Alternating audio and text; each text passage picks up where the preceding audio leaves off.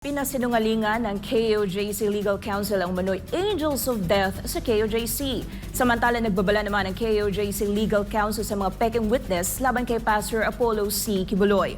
Narito ang balita ni Hannah Jane Sancho.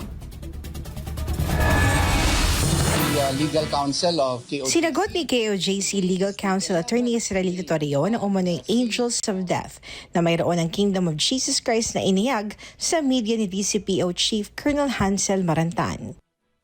I hope the public will not believe this. No. First, as to Angels of Death, this is just one of the many attacks, no, that is being launched against Pastor Apollo C. Kibuloy.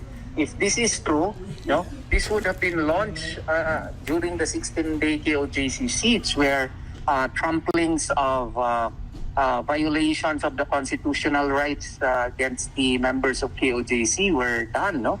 But you have never seen a single member carry a firearm, no, and use it against the policemen, despite the fact that much violence occurred during that time, and ni isa nagdala ng armas, no, para mag-iganti, no? So this shows that this may be is being propagated today, perhaps to be used as a launching pad for future accusations of murder against kay Pastor. Baka bigla na lang tayo mabulagta, meron na naman murder case kasi nga may Angels of Death, so hindi natin ito paniniwalaan po. Ito namang mga bagong mga complainants daw ng mga babae against kay Pastor, sana po hindi maniniwala ang publiko po nito kasi hindi po yan talaga totoo, no?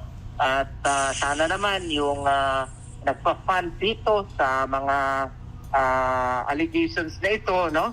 Matauhan na sana sila na wag na nag-surrender na nga si Pastor, and he made the ultimate sacrifice already, no, for his members. Sana wag na nila dagdagan ng kung ano-ano pang mga pasaring o mga accusations against him.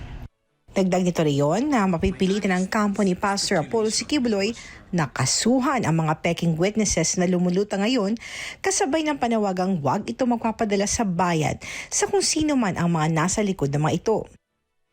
Sana naman hindi sila magpadala ng pera, or sana naman hindi sila magpadala sa kung sino man ang nag-convince sa kanila na magawa ng istorya against Pastor Apollo C. Kibuloy. Kasi hindi naman kami natutulog. Alam nga naman hindi kami mag-file ng libel cases sa kanila o perjury cases sa kanila. We have to do our job kasi alam namin na hindi po yan totoo. Hindi sana sila magpagamit ng kung sino mang mga puwersa na ngayon ay pilit na sinisira ang pangalan ni Pastor Apollo C. Kibuloy. Sana naman po hindi sila magpagamit at hindi sila magawa-gawa ng mga peking istorya ni Pastor kasi mapipilitan din kaming idepensa ang rights ni Pastor at mapipilitan kami mag-file ng mga kaso sa kanila. Buti sana kung depensahan sila ng mga taong ito in the future. I'm sure, siguro sa first 3 months lang yan sila i-treat ng maayos. After that, pabayaan na sila. Kawawa ang mga pamilya po nila sa mga kasong ipafile din namin sa kanila. Posible din ayon kay Torion na ang mga lumulutang na false witnesses at pahayag ng PNP na magsagawa ng umano ito ng rescue sa mga umano'y mga biktima pa na nasa loob ng KOJC compound upang magkaroon ng mind conditioning na legal na bumalik sa KOJC compound ng mga pulis at maulit muli ang KOJC siege. Surely, parang yan talaga ang basa ko dyan. They are laying the predicate, no? Sana naman hindi mangyari. They are laying the foundations for future attacks again against the KOJC members, no? Sana naman makonsensya na sila, no? Nag-surrender na nga si Pastor, binubugbog pa, no? I would like to appeal to the authorities to sana naman dahan-dahan sa mga accusations at we should follow the golden rule, no? Alam naman natin na nag-surrender na si Pastor. Bakit kailangan pa na magawa tayo ng iba-iba pang mga istorya na wala naman talagang kabuluhan? So I do hope and pray that the authorities will stop these unjust accusations because they know that these accusations are not true. Naniniwala din ang KOJC Legal Counsel na walang malinaw na ebidensya para ituro si dating Pangulong Rodrigo Duterte na iniuugnay na umano'y nagtago kay Pastor Apollo noong siya ay pinaghahanap ng mga otoridad. Wala naman siguro silang clear proof dyan. No?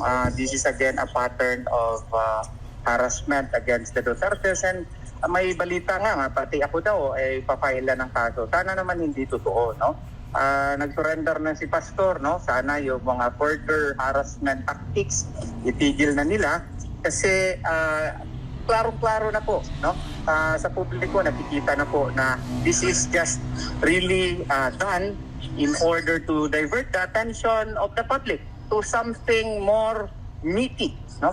So para naman sa ikaunlad ng ating bansa, let us stop this further divisiveness of our country, and let us continue to work for the good of our nation and our country. Pastor Apollo C. Kibuloy will eventually be acquitted in the cases filed against him, and let us not further divide this country by filing unfounded charges against known political nemesis of this administration. Para sa Diyos at Pilipinas kumahal, ito si Hannah Jane Sancho, SM9 News.